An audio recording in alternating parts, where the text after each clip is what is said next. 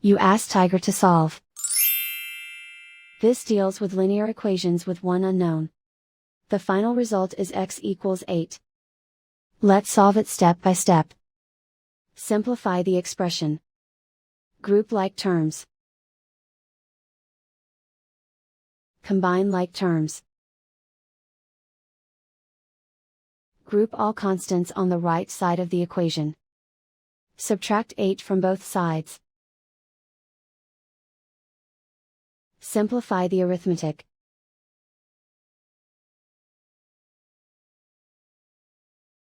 Convert the x into a positive number. Multiply both sides by -1. Remove the ones. Simplify the arithmetic. And so the final result is x equals 8.